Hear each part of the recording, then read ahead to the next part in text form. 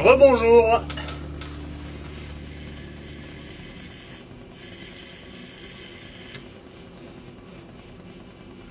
Rebonjour, Rapping Vince ici pour vous présenter mon petit setup du jour. Alors, petit setup, petit par la taille. Enfin, comme dans la pub, grand par la douceur. Ouais, on peut voir ça comme ça aussi. Là.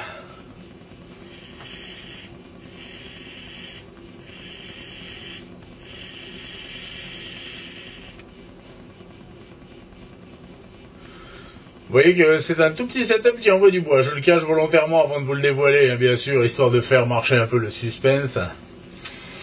Donc, le setup du jour. Le voilà. Le Hammer, bien connu, et l'Ithaca. Alors, l'Ithaca. On va commencer par le Hammer. Tout le monde le connaît maintenant, je pense. Hein. Des revues ont été faites à droite et à gauche. Petit mode en 18-350. Il existe des extensions. Moi je trouve que ça dénature le côté... ça dénature en fait l'équilibre de l'objet. Donc je laisse en 18-350. Et au-dessus vient trôner fièrement un Ithaca. Ça tombe bien, on est en 23 mm. Et la connectique en fait du Hammer est en 23 mm aussi. Alors l'Ithaca, c'est un atomiseur un petit peu particulier, parce que en fait, il est... comment dire, on utilise pour le câbler des fils résistifs, non résistifs. C'est-à-dire deux sortes de fils, où on a du non résistif, un petit bout de résistif, un petit bout de non résistif. On enroule le résistif autour de notre mèche, généralement du silica. Il y a une pièce en céramique entourée d'une pièce d'acier, on pose et ainsi de suite. Et je vous avoue que quand je l'ai reçu, j'ai eu peur, je me suis dit, mon Dieu, jamais je n'y arriverai. Ça m'a fait peur. J'ai regardé des vidéos sur le net, comme je fais d'habitude, comme je vous invite à le faire d'ailleurs, et je suis tombé sur comment coiler un Ithaca, et notamment comment coiler un Ithaca d'une manière efficace. La manière efficace étant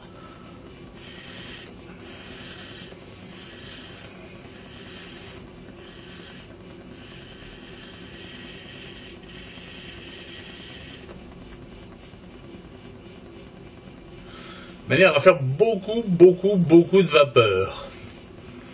Ça c'est toujours plaisant. C'est pas du power vaping pour certains. Petit clin d'œil à l'ami Yannick. C'est pas du power vaping, c'est le fait d'avoir une grosse fumée bien dense, fumée vapeur, bien dense, bien goûteuse, bien crémeuse. On en est là. Le truc en fait, l'Ithaca, vous voyez cette pièce là, ce qu'on appelle le drip tip normalement, c'est pas un drip tip. C'est en fait... Ça sert de drip tip, c'est la partie qu'on se met dans le bec, mais en même temps ça permet d'ajuster l'ouverture. En fait, ça permet d'ajuster l'ouverture de l'arrivée du liquide sur la mèche. Donc il faut savoir jouer avec ça pour trouver le bon réglage.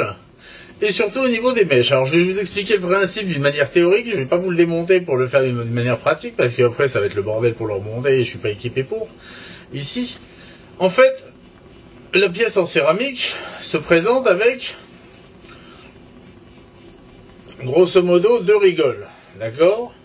Donc on serait tenté de mettre les mèches parallèles, chacune enroulée de son fil résistif, le non résistif qui descend, de chaque côté, bien sûr, et on branche le moins ensemble, le plus ensemble, et c'est parti, ça va, et ça marche.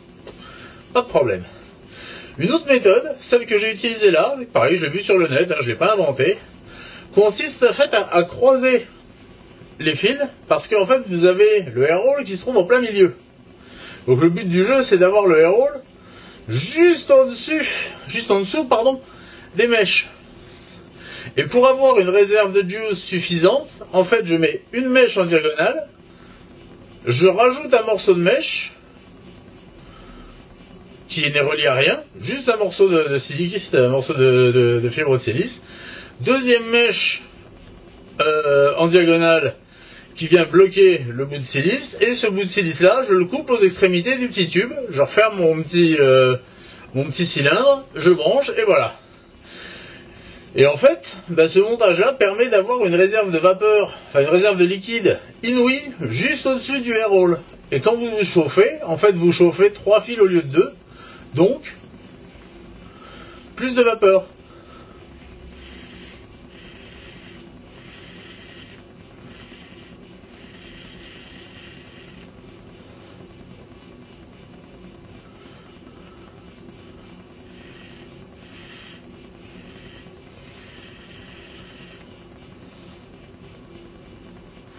Vous voyez ce que je veux dire?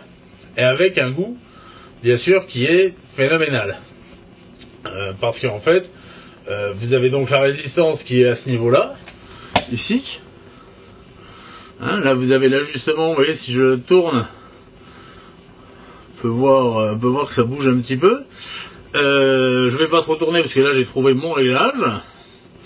Et en fait, ça vous permet d'avoir un super rendu de saveur. En plus, c'est vrai que l'Ithaca sur le Hammer, ça fait un petit setup très discret. On le sent bien dans la main. Et qui fonctionne, ma foi, d'une manière très bonne.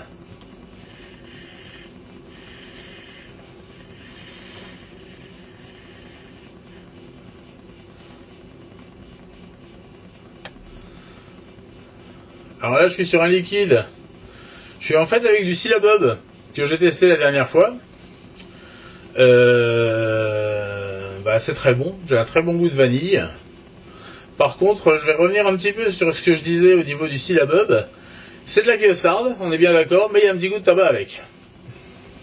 Chose que je n'avais pas décelé au premier abord.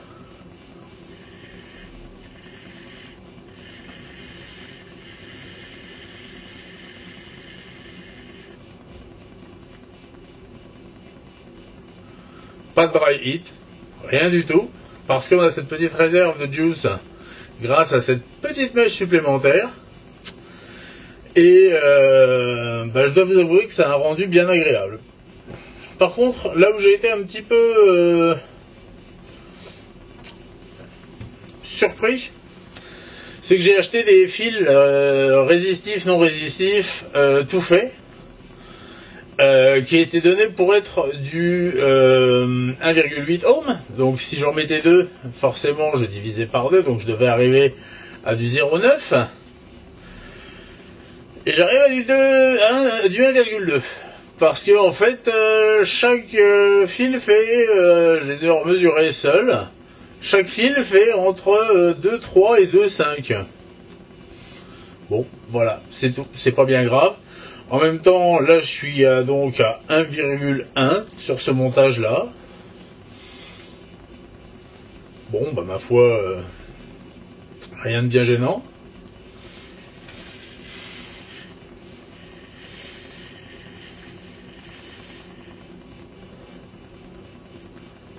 Tant mieux pour la durée de vie de mes accus.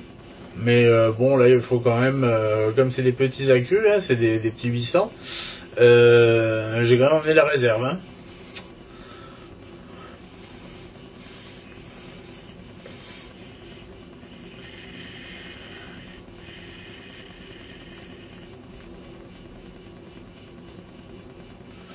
Sinon, le goût est sublimé. Vous pouvez voir ici, là, si on le voit bien, le air roll, l'entrée d'air de l'Ithaca. Grosso modo, c'est une fente qui doit faire pas loin de 3 mm, 4 mm sur 1, que vous pouvez régler grâce à la bague là qui comporte un joint, pour ceux qui préfèrent les tirages un petit peu plus serrés.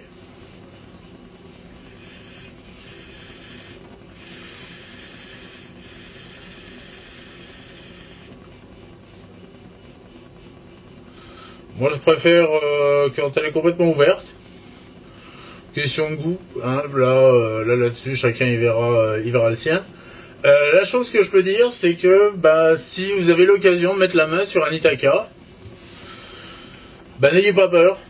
n'ayez pas peur, surtout si vous achetez des fils résistifs, non résistifs, tout fait, ça se colle très facilement, hein, avec de la mèche de silice. Ça paraît compliqué au départ, mais on se rend vite compte qu'en fait, à partir du moment où on sait où les fils vont, une fois qu'on a compris le principe du truc, c'est-à-dire que notamment les fils négatifs suivent le côté métallique de la pièce pour venir se visser juste en dessous, donc pour rester en contact avec le métal de la pièce, qui est la carcasse, et que le fil positif, lui, suit la céramique, qui est un isolant, pour passer, hop, en dessous, sur l'axe central, qui est bien sûr le pôle positif. Le pôle positif a aussi cet avantage, c'est qu'il est réglable grâce à un tournevis pour pouvoir l'adapter à n'importe quel mode. Vous pouvez ajuster la hauteur, on va dire, du pôle positif de manière à pouvoir en profiter sur tous vos modes. Donc ça c'est assez sympa. Le seul inconvénient que j'y vois, c'est qu'en fait la pièce centrale sert de drip tip. Voilà. C'est l'inconvénient que je vois. C'est pas désagréable, c'est bien fait.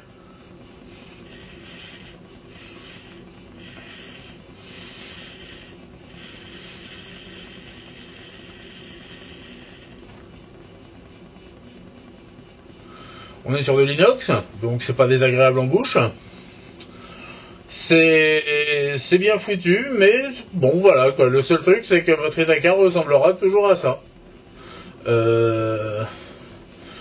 À moins qu'il existe des kits de conversion, mais là malheureusement j'en ai pas vu sur le net, mais bon. Après le fait est que vous voyez, le setup est harmonieux.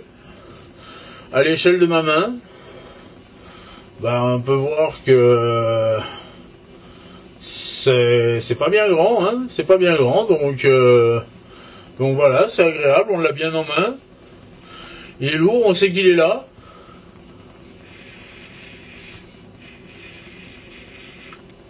C'est discret.